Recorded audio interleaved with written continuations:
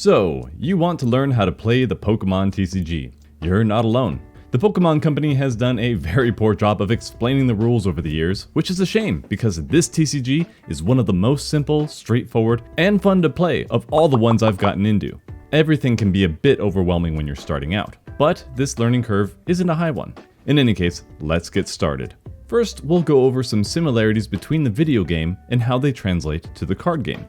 To start, the video game allows you to have 6 Pokémon in your party. Once you lose all your Pokémon, you lose a battle. In the TCG, you have 6 prize cards that you have to take in order to win the game. In this case, the prize cards more represent your opponent's Pokémon that are getting knocked out. Evolutions also play a big role in the TCG in order to make your Pokémon stronger, as well as type matchups, which can vastly affect the flow of the game. Now, before we get into specific rules, let's go over what's on a Pokémon card. Up in the top left corner, we can see the stage of the Pokémon. The 3 stages are Basic, being the lowest, Stage 1, and Stage 2. On the top right are the Pokémon's health points, or HP. In this game, damage is often referred to as damage counters, where 1 counter equals 10 HP. Down near the middle of the card, we have our attacks. On the left, you can see the energy requirements to use this attack. In this case, you will need 1 lightning energy and 1 colorless energy. Colorless energy requirements can be met with any type of energy. So in this case, you can have 2 lightning energies, a lightning and a fire, a lightning and a psychic, and so on. Note that attacking does not remove energy from a Pokémon unless the attack specifically says so. At the bottom, we can see the card's weakness and resistance. For this card, we can see that Pikachu is weak to fighting types. In the TCG, the types are more simplified, with rock, ground, and fighting being counted as the same. So, any damage from a Pokémon with the fighting type will deal double damage to Pikachu. Something important to note is that attacking with a Pokémon that has fighting energy attached does not make that Pokémon a fighting type. A Pokémon will have to start with a fighting type in order for this to apply. To the right of the weakness, you can see that this Pikachu has a resistance to Steel, so it will take 20 less damage from Steel-type Pokémon. More modern cards will have the resistances up to -30. And last but not least, in the bottom right we have the retreat cost. The retreat cost indicates how many energies must be removed from the Pokémon to move it from the active spot to the bench. To do this, you will discard the required energy from the Pokémon in the active spot and have at least 1 Pokémon on the bench to take its place in the active spot. If no other Pokémon are on the bench, retreating is not an option. Now let's look at evolutions. For this example, we'll look at Raichu. This Pokémon is a Stage 1, meaning it must evolve from a basic Pokémon. Now up in the top left, you will see its stage as well as what Pokémon it evolves from. Moving down, you'll also see that this Pokémon has an ability. Abilities are not exclusive to evolution Pokémon, and many different cards have them. When you can use abilities depends on the card. Some abilities are passive, meaning they're always present while applicable. Other abilities are activated, meaning you may choose when to activate it during your turn. In either case, the card's text will explain when and how an ability can be used. Now let's talk about Rule Box Pokémon. Typically, these are rarer and more powerful cards with an added trade-off. V, VMAX, and EX cards, for instance, are worth multiple prize cards when they are knocked out.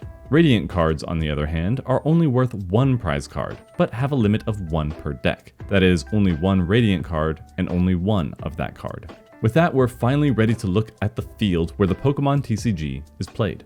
Similar to the video game series, only 6 Pokémon are allowed to be in play at a time, 1 in the active spot and up to 5 on the bench. Over here, you'll notice the Stadium Zone. If you've ever played Yu-Gi-Oh!, these are like field spells, and they affect both players. They are also persistent, meaning they stay on the field until another stadium is put down or it is removed by a card's effect.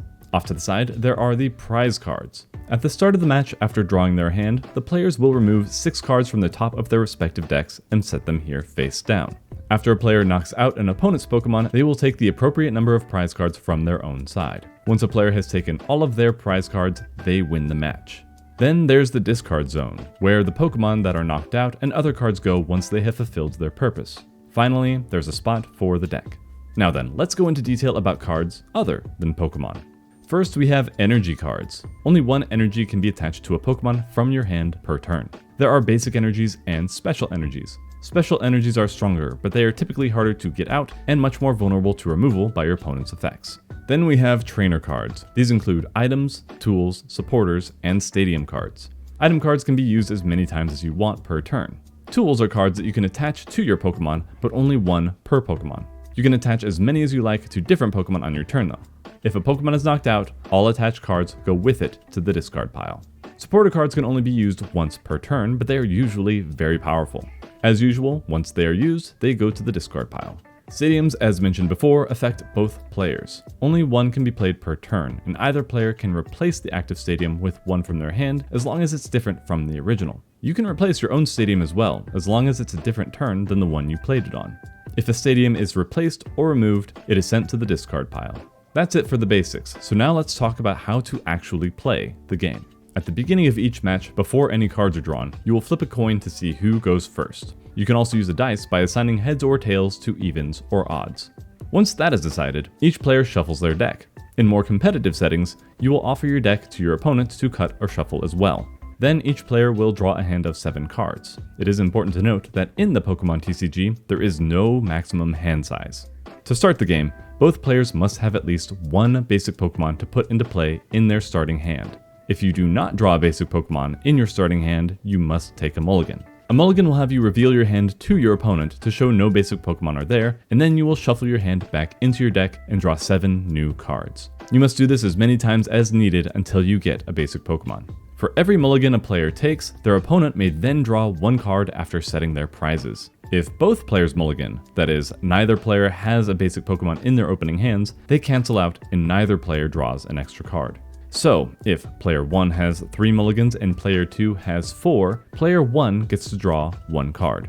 This can be a lot to adjust to for new players, so don't feel bad if it's a little confusing. It becomes much more intuitive the more you play. If you do have a basic Pokémon in your starting hand, you must play it in the active spot face down. If you have multiple basic Pokémon, you can choose which goes to the active spot. You may also set your extra basic Pokémon on the bench at this time, but it's not required. After setting your active Pokémon, you will draw 6 prize cards from the top of your deck and set them aside face down. You may not look at these cards as you place them, though some cards will allow you to look at them during the match.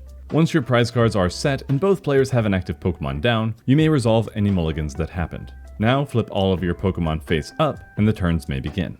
The player that goes first cannot evolve their Pokémon, attack, or use supporter cards. They can, however, use items, tools, attach an energy card, play a stadium, and use Pokémon abilities. The player who goes second can still not evolve, but they can play supporters and attack along with everything else.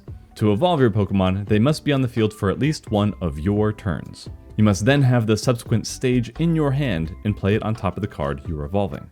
There are instances when you can circumvent these rules with certain card effects, but I'll go over those in another video.